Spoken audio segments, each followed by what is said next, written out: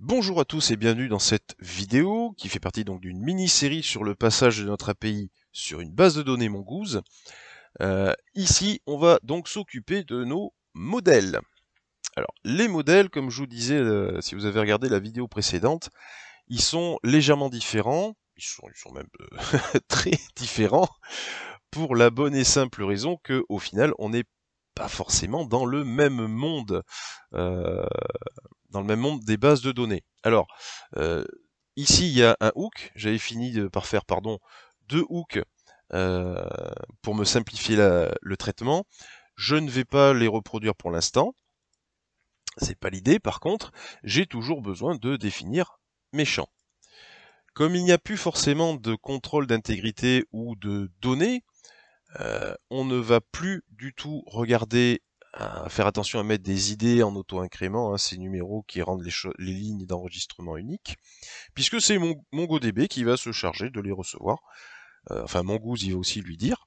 Donc, il y a des choses qui vont disparaître. Au final, par rapport à ce modèle, je n'ai simplement qu'à utiliser nom, prénom, pseudo, email, password.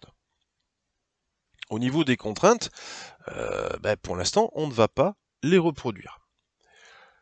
Ici, on avait mis une contrainte email et puis aussi une petite contrainte mot de passe. Ça, on verra quand on fera les contrôleurs. Alors, ici, au final, hop, je vais dégommer Sequalize, Bcrypt, tout ça, je m'en fiche un peu. Je n'ai besoin que de Mongoose. Require Mongoose, ok. Au niveau de ce schéma, je peux réellement tout éclater. Littéralement. Alors je vais le décomposer un peu, comme ça sera plus simple. Donc dans un premier temps, ce qu'on fait, c'est un schéma. On va directement ici, hop, schema, tac. Ça veut dire donc const user, ou allez, oui, non, user schema,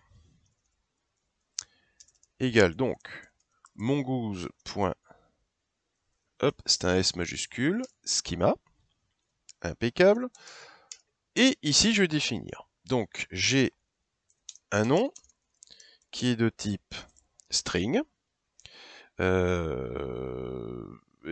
que... voyons voir. En défaut, est-ce que je remets des valeurs par défaut? Oui, allez, je remets un défaut.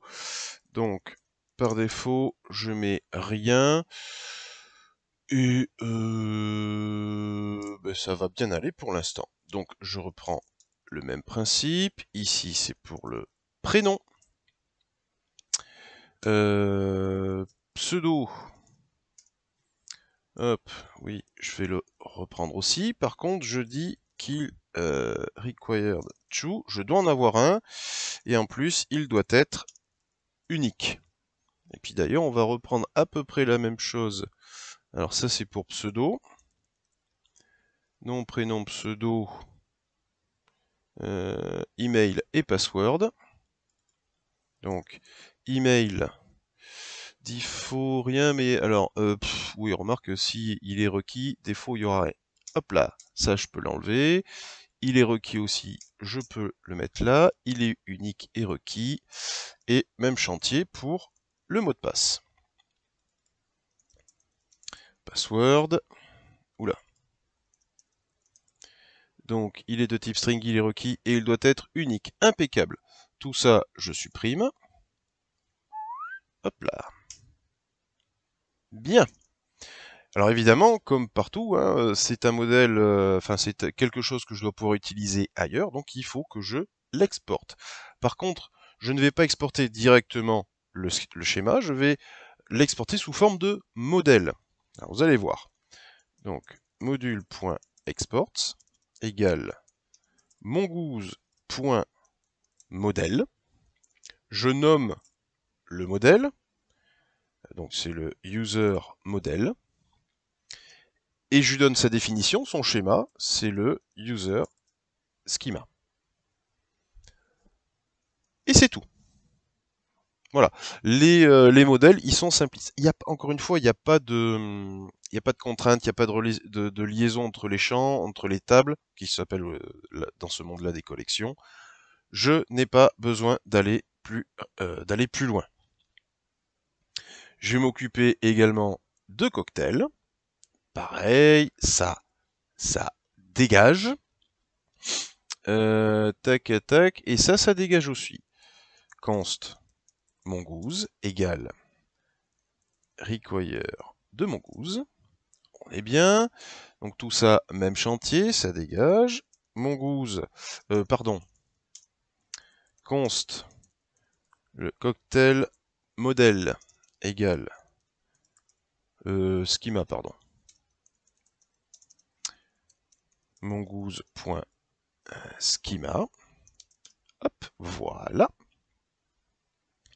Alors, ici, deux cas d'école. Donc je vais remettre le user_id. Et c'est ici que il y a deux façons de faire. Soit je mets un string, donc je vais finir le reste d'ailleurs, et en plus il est requis. Tiens, je me suis pas trompé dans ma syntaxe. Requis, ok, non c'est bon. Soit il est requis et c'est bon, puisqu'au final c'est une chaîne de caractères et vous allez le voir. Soit je vous ai dit que les idées étaient auto-générées, et c'est un object ID. Alors, il faut faire, ça peut apporter des petites confusions. Donc au final, je vous conseille de laisser en string, puisque de toute façon, ce n'est ni plus ni moins qu'une chaîne de caractères. Il n'y a pas besoin de se prendre la tête. Donc, nom, même chantier, type string, par contre c'est requis. Il m'en faut. Je vais essayer de faire propre quand même. On verra après. On avait dit description. Pareil. Requis. Et recette, même chantier. Hop là. Tac. J'ai autre chose? Non, j'ai rien d'autre. Le côté trash, c'est plus ici que ça se détermine. Donc j'ai mon user ID, mon nom, ma description, mon schéma, la description de cocktail est terminé. Et comme d'habitude, il faut exporter le modèle du cocktail. Alors maintenant, hop, ici. Donc ça par contre, c'est définition du schéma. Et ici donc, module.exports égale mongoose.model, donc c'est le cocktail modèle défini par le cocktail schema. Voilà, tout simplement. Alors, je pourrais redémarrer mon API, mais ça va pas changer grand chose puisque pour l'instant les contrôleurs ne sont pas connectés. Je suis toujours connecté et j'arrive toujours à contacter ma base de données, il n'y a pas de problème. Parce que là, on ne s'occupait que des cocktails. Les modèles ne sont pas forcément reliés. Je doute un petit peu qu'ils soient arrivés dans ma base de données. Je vais rafraîchir. Non, pour l'instant, il n'y a pas eu, puisque les modèles eux-mêmes ne sont pas forcément utilisés, puisque je ne travaille pas avec les contrôleurs. Par contre, ici, voilà, on a une petite représentation des différences entre les schémas, les modèles, etc., etc. Mais vous voyez que c'est pas non plus la grande révolution. Ça va encore. Bien. Le serveur, l'API se connecte à la base de données, nos modèles sont prêts. Prochaine étape, eh ben, le contrôleur user.